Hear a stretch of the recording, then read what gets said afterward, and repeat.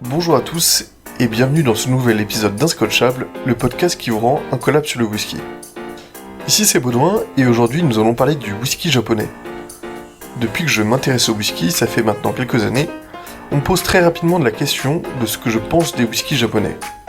Ils ont en effet la réputation de compter parmi eux les meilleurs whiskies du monde. Dans le premier épisode d'Inscotchable, nous avons vu que le whisky est né entre l'Irlande et l'Écosse, donc très loin des côtes nippones. Dans cet épisode, nous allons voir comment le whisky a débarqué au Japon et comment le Japon est devenu une grande nation du whisky.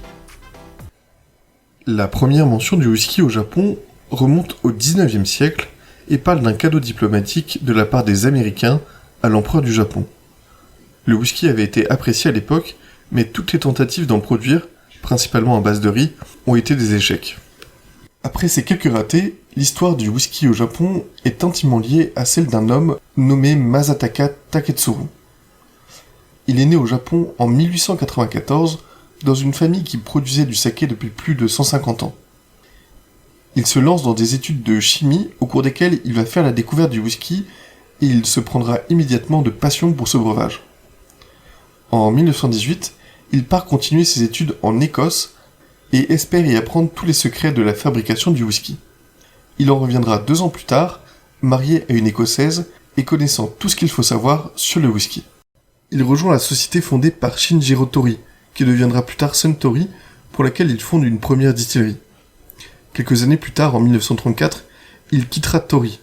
La raison évoquée est que Shinjiro Tori ne voulait pas produire de whisky tourbé, qui n'était pas apprécié au Japon, alors que Masataka en rêvait. Mais en fait, Masataka, depuis toujours, avait en tête de créer sa propre distillerie. C'est ce qu'il fera en fondant une première dont la production commence en 1936 et qui se nomme Yoichi. En 1969, il en créera une deuxième, Miyagi-Kiyo. Ensemble, elles forment le groupe Nikka, qui est bien connu aujourd'hui. Une bonne chose à savoir est que les Japonais ont une forte culture des blends. Beaucoup d'excellentes bouteilles que vous pourrez trouver, notamment chez Nikka, sont donc des blends. Enfin, dernier fait intéressant, Masataka était très conscient de l'importance du climat dans la fabrication et le vieillissement du whisky.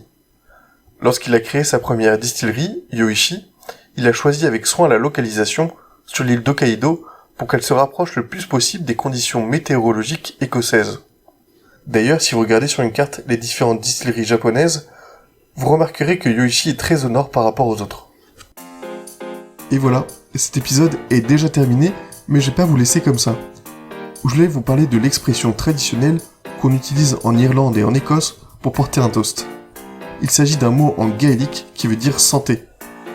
Ça s'écrit S-L-A accent aigu I-N-T-E et ça se prononce tout simplement slanche.